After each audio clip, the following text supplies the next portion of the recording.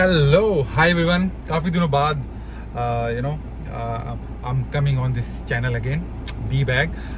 आज मेरे साथ बीवी, बच्चा और मेरे बाल, तीनों चीज़ें नहीं हैं because of this heat. It's 1 July.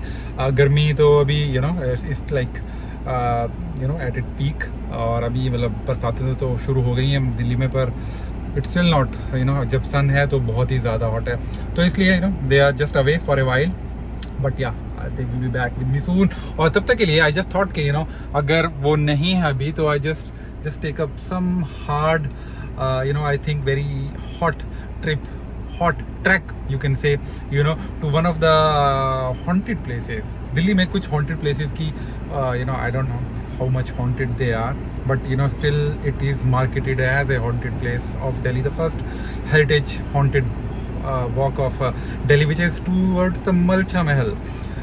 It is organized by Delhi tourism, और दिल्ली टूरिज्म के साइट पे मुझे मिला था 5:30 से 7 बजे का 1.5 घंटे का टूर है। हाँ, ये कैसी है, क्या है, आई will just show you while. अब ये 5 बजे हैं पूरे, और I think I am just waiting for 20 minutes more. उसके बाद ये वॉक यहाँ से शुरू होगी। कैसी है, क्या है, मुझे भी पता नहीं है। This first time I am just taking this kind of a walk. Okay, तो मैं खड़ा हूँ इस टाइम सरदार पटेल रोड पे, जो कि गांधी मार्च जो स्टैचू है वहाँ से धौला कुआं की तरफ जाता है। और ये देखो, यहाँ पर दिल्ली एयर स्टेशन का साइन बोर्ड लगा है, और बस यही है इसका मार्क, जिस गेट से हमें अंदर जाना है। अभी यहाँ पर कुछ कंस्ट्रक्शन हो रही है, जिसकी वजह से थोड़ा सा ये और अच्छा वॉकिंग ट्रैक हो जाएगा इन द कमिंग मंथ। और अभी के लिए तो पार्किंग अभी हमने ऐसे की हुई है गाड़ी की इधर उधर, बट हाँ, हमारी जो वॉक है वो यहीं से शुरू होगी। ये हमारा सामने ग्रुप है। आई थिंक अभी 6-7 लोग हैं, और कुछ लोगों का वेट भी हो रहा है। तो अभी हमें कुछ किट मिल रही है, जिसके अंदर कुछ फ्रूट्स, वाटर बॉटल और रिफ्रेशर काइंड ऑफ थिंग्स पड़ी हुई हैं। तो I think we are starting in 5 minutes from now. Okay, so I have got this Malcha haunted heritage walk. मुझे मिली है दिल्ली टूरिज्म की हेरिटेज वॉक किट। इसके अंदर बोल रहे हैं पानी की बोतल है, एक जूस, और एक फ्रूट, कोई फ्रूट है कोई, आई डोंट नो, पर I think it good to start H Delhi tourism का। हमारे साथ दिल्ली टूरिज्म के 3 एम्प्लॉय थे, गुड्डू, आकाश और मनोज शर्मा। मनोज शर्मा जी ने हमें पूरी पूरी स्टोरी बताई पूरे 1.5 घंटे में। तो आई थिंक वो अगर उसके साथ चलेंगे तो इस व्लॉग में कवर नहीं हो पाएगा। तो I will just try to quickly narrate that story which उन्होंने बताई थी, मलचा महल, दिल्ली के बारे में और इस पूरी पूरे एरिया के बारे में। तो शुरू कर रहे हैं। मुझे हमें रास्ते में जयकॉल के कुछ, ये वो सामने जयकॉल आ रहा है, छोटा सा होता है, मुझे पता नहीं था कि, मैं भूल गया था कि जयकॉल कैसा है। और ये वो कुछ महाभारत काल की कुछ स्टोरी हमें समझाते हुए।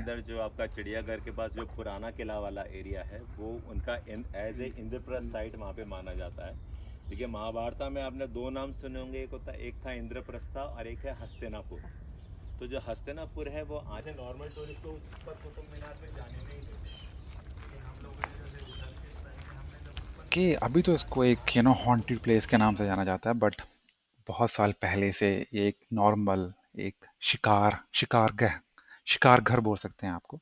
तो बिल्ट बाय फिरोज शाह कोट तुगलक ने इसको बनाया था इन 14th सेंचुरी।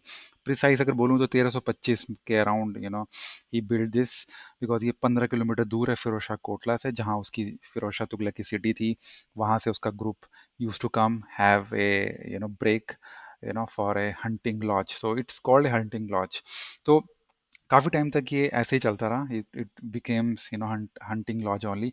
और अब कहानी थोड़ी फास्ट फॉरवर्ड है, 1970s की बात करूंगा। 1970s में रेलवे स्टेशन पे, नई दिल्ली के रेलवे स्टेशन पे एक फैमिली रहने लगी, बेगम विलायत, उनके बेटे अली रज़ा और सकीना उनकी बेटी।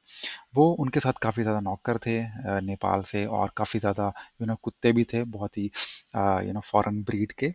वो कहने लगे कि they are the descendants of Awadh, nawab of Awadh, और they want some compensation, because 1857 के रिवोल्ट में जो उन्होंने कुछ खोया था, दे वांट सम कंपनसेशन। वो काफ़ी साल वहाँ पर रहे, लेकिन 85 में जाके बाय द इंटरवेंशन ऑफ, कहते हैं कि प्राइम मिनिस्टर इंदिरा गांधी की इंटरवेंशन के बाद, उनको 1985 में मलचा महल में रहने की इजाज़त मिली और उसके बाद वो काफ़ी समय तक 85 के बाद वो वही मलचा महल में रहने लगे। अब 85 से लेकर 93 तक वो सभी वहाँ पर रहते थे। 93 में विलायत बेगम जो थी उनका वो उनकी डेथ हो गई। कहते हैं कि उन्होंने सुसाइड किया और कुछ डायमंड्स निगल लिए जिसकी वजह से उनकी डेथ हो गई। अब उसके बाद उनका बेटा अली रज़ा और जो सकीना थी वो 2017 तक यहाँ पर है। 2017 में अली रज़ा की डेथ हुई है बिकॉज ऑफ डेंगू और उससे कुछ साल पहले ही सकीना जो सिस्टर है वो भी उनका भी इंतकाल हुआ। अब सकीना जो थी उन्होंने काफ़ी अपना बुक्स भी लिखी हैं। उन्होंने जैसे जैसे उनकी मिजरी थी, जैसे जैसा उनका मतलब जो जो उनका हाल था, जिस किस कठिनाई में वो ये पर यहाँ पर रहे, वो सारा का सारा उन्होंने एक बुक में भी लिखा हो। जो लास्ट के दिन थे इनके वो काफ़ी ज़्यादा मुश्किल में थे। ये साइकिल से थोड़ा कम्यूट करता था रज़ा जो था वो सीपी में कई बार कई लोगों को मिलता था, लेकिन वो बात बहुत ही कम करते थे। वो इसरो एम्प्लॉय जो यहाँ पर एक इसरो जो साथ ही में स्टेशन है, बिल्कुल साथ में ही दीवार है इनकी इनकी बिल्कुल साथ लग रही है, लेकिन उससे ज़्यादा बात नहीं करते थे और सिर्फ अपने आप ही वो लकड़ियों से खाना बनाते थे क्योंकि यहाँ पर कोई इलेक्ट्रिसिटी कनेक्शन नहीं था, वाटर कनेक्शन भी नहीं था। सिर्फ लास्ट के कुछ दिनों में एक टेलीफोन की लाइन लग गई थी जिससे कभी कभी रज़ा से कोई कोई काफ़ी लोगों ने बाहर से जर्नलिस्ट ने कांटेक्ट करने की कोशिश भी की।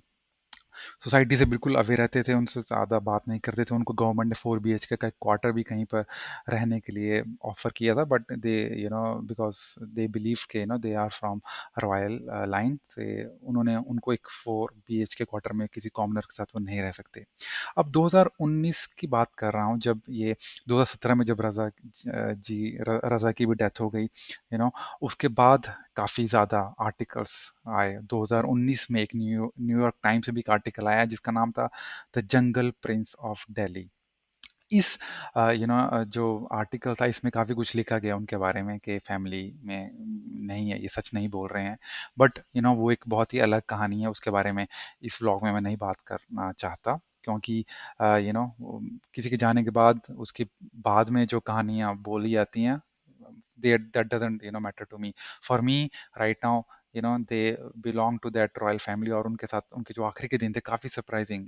जब इस at the beginning of this 21st century भी कोई लोग जब ऐसे रह रहे थे जिसमें कोई वाटर कनेक्शन नहीं है, पानी का कोई कनेक्शन नहीं है, तो इट काफ़ी काफ़ी ज़्यादा सरप्राइजिंग मुझे लगता है। ये वो वॉशरूम का एरिया जहाँ पर उन्होंने वॉशरूम बनाया था अपना, और अली रज़ा और जो फैमिली थी पूरी पूरी वो उसको यूज़ करते थे इस वॉशरूम को।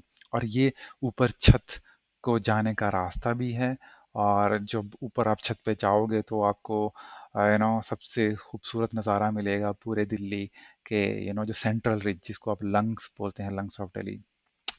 चारों तरफ ग्रीनरी है और वो सामने राष्ट्रपति भवन दिख रहा है। ये राष्ट्रपति भवन जिसको एनक्रोच किया था और मलचा महल गांव से लिया था ब्रिटिशर्स ने, जिसके कारण ये केस भी चल रहा है अभी।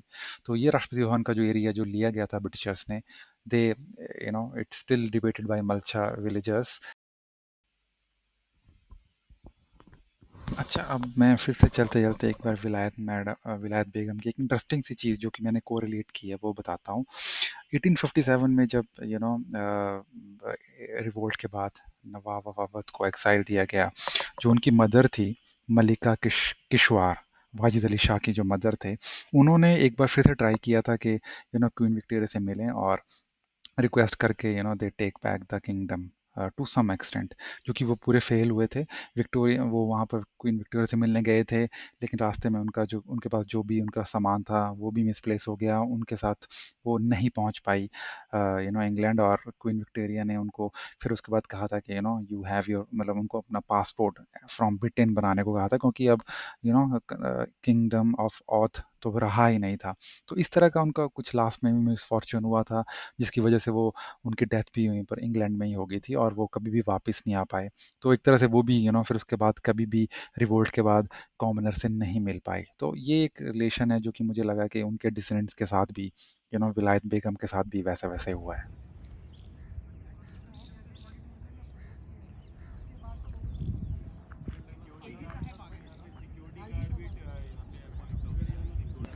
ओके गाइस, तो ये रहा मलसा महल की छत, और जो कि मुझे थोड़ी सी, अगर मैं कैमरे में देख के बात करूँ तो थोड़ी सी रिस्की है क्योंकि किसी भी छेद में मैं नीचे जा सकता हूँ।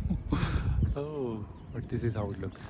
और पीछे वो देखो राष्ट्रपति भवन, नेहरू प्लेस भी दिख रहा है, सब कुछ दिख रहा है यहाँ से। और ये है पूरा का पूरा सेंट्रल रिज ऑफ दिल्ली, जो कि बोलते हैं lungs, special lungs of Delhi, जिसकी वजह से दिल्ली पूरा का पूरा ब्रीथ कर रही है, अदरवाइज इट्स डिफ़िकल्ट। अगर आपको कहीं दिल्ली में हो और इंडिया गेट, लाल किला, उसके अलावा भी बहुत चीज़ें। और आई थिंक ये दिस फॉरेस्ट इज़ स्पेशल, जो कि लोगों को पता ही नहीं है कि दिल्ली में एक जंगल भी है, और जंगल जो कि काफ़ी रिलैक्सिंग है। I like it. ये वीकेंड बहुत ही सही रहा। ओह माय गॉड, पूरे वीक ऑफिस में काम करने के बाद this kind of relaxing is worth it. Okay guys, तो आई थिंक अगली बार कहीं मिलूँगा आपको, नेक्स्ट टाइम कहीं और मिलता हूँ, नेक्स्ट वीक या नेक्स्ट मंथ होपफुली। आप थोड़ा आजकल थोड़ा बिजी है तो मेरे व्लॉग्स थोड़े कम हैं, बट एनीवे जब भी आपको कभी इसको देखो प्लीज़ लाइक, शेयर और सब्सक्राइब कर लेना इसको। My name is Manoj Kumar Sharma and I am a government approved tourist guide. और ये सर हैं मेरे साथ, जिन्होंने मुझे आज बहुत ही अमेजिंग स्टोरी सुनाई, कहाँ अपनी एक रानी की, जिसको रानी भी बोल सकते हैं आप, बट वो रानी थी कि नहीं, पर वो तो चलो, पर हम उनको मानते हैं क्योंकि वो यहाँ पर 15-20 साल रहे। और ये मुझे पहली बार दिल्ली टूरिज्म के गाइड मुझे सुबह मिले थे। आपका नाम? आकाश। तो ये जगह अब आप लोग जब भी यहाँ पर आएंगे तो आपको दोनों ज़रूर मिलेंगे, पूरी दिल्ली की पूरी स्टोरी आपको 1-1.5 घंटे में अच्छे से सुनाएंगे, और बहुत ही अच्छा एक्सपीरियंस इस जगह पे लेके आएंगे जहाँ पर इतना खूबसूरत दिल्ली दिखता है। Thank you Thank you so Thank much for you. coming, and Thank thank you. you Thank you. for okay, अब मैं चलता हूँ यहाँ से। और विलायत बेगम की वजह से इस जगह को हॉन्टेड कहा जाता है। कहते हैं कि उनकी रूह जो यहीं कहीं घूमती है, और जिसकी वजह से इस जगह को हॉन्टेड प्लेस का अभी टैग दिया गया है। कहानी काफ़ी नई है, काफ़ी पुरानी नहीं है, 20-25 साल पहले की ही वजह से इस जगह का हॉन्टेड कहा जाता है।